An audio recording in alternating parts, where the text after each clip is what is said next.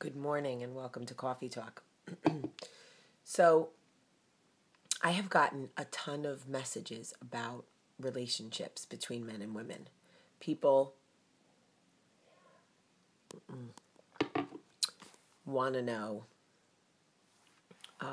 what they should do in different relationship situations. Certainly, I am not an expert on relationships by any means. I have had dysfunctional romantic relationships. I have had abusive romantic relationships.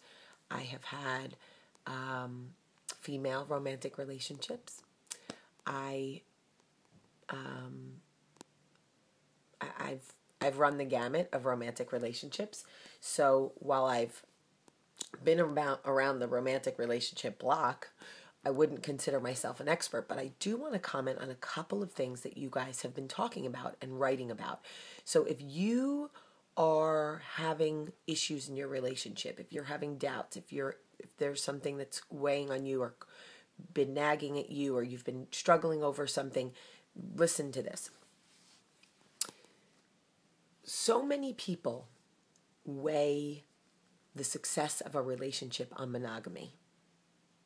If someone is faithful, that is the measure of the quality of the relationship. And for that, I call bullshit. There are so many ways to be an infidel in a relationship.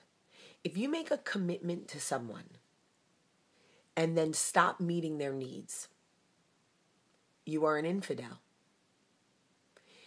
If you spend money behind your partner's back, if you run up debt, if you take out loans, if you take out credit cards, if you don't pay taxes, if you do anything financial that jeopardizes your financial security with your spouse or partner without their knowledge, you are an infidel. There's no question. If you talk about your relationship in a negative way, if you make it your business to make the problems in your relationship everybody's business, you are an infidel. If your partner is communicating to you that they need something from you over and over, if they are telling you they are not happy and you are choosing to ignore that, you are an infidel. Monogamy is not the only vow we make in a committed relationship, whether it be a partnership or a marriage. Monogamy is addressed in the Bible and it's addressed in vows, but it is not the only way that you can be an infidel in your relationship. So people like to say, well, I'm faithful, but I emotionally abuse the person I'm with. Well, guess what? You're an infidel. I'm faithful, but I ran up $100,000 in credit card debt. Guess what? You're an infidel. I'm faithful, but I come home, pay attention to my children, and completely ignore the person that I'm married to. You are an infidel. And when we, as a community, keep shoving these things down and not creating a safe environment for people who are struggling in these relationships, we have failed. We are infidels. Because the relationships on this planet are part of the nucleus. It's how we get our support. It's where we find love. It's part of our validation. It's what recharges us. Certainly in my own marriage, Michael and I are not perfect. We're a work in progress. We ebb and flow. We're very different people, which I think if you watch one episode of Jersey Belle, you can tell we're very different people.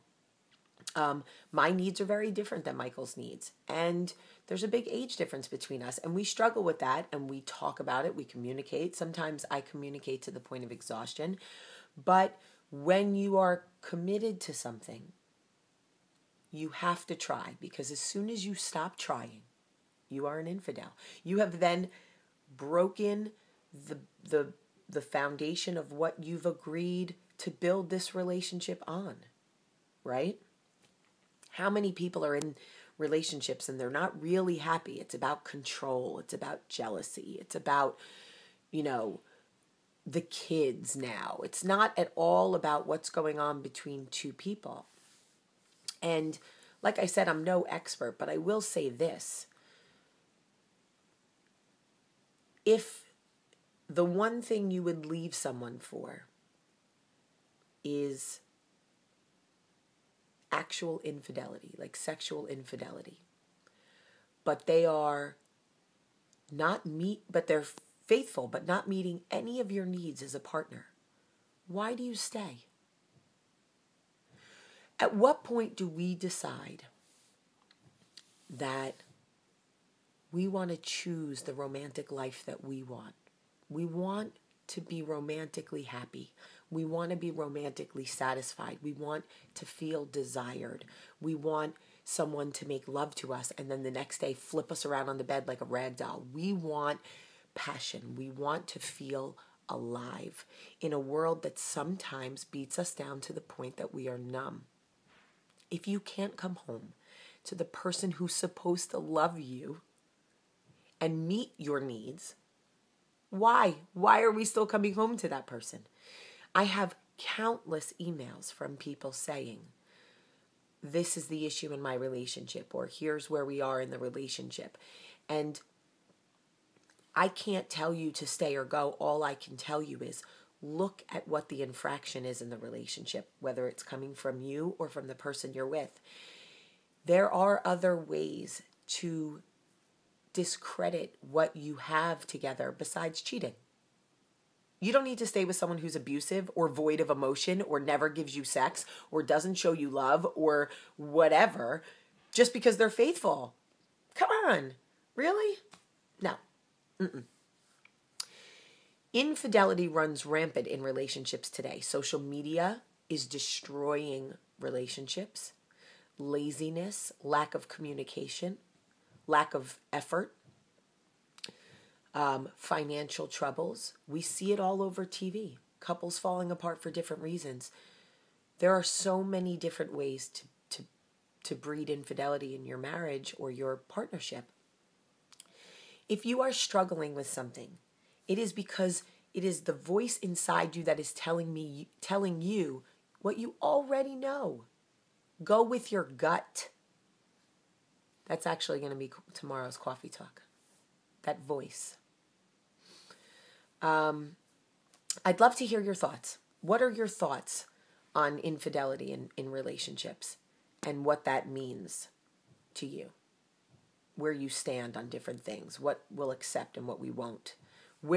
How far will we go for the happiness that we want, for the relationships that we want? Because we are accepting some nonsense. I love you all. Have a great day. It's Thursday.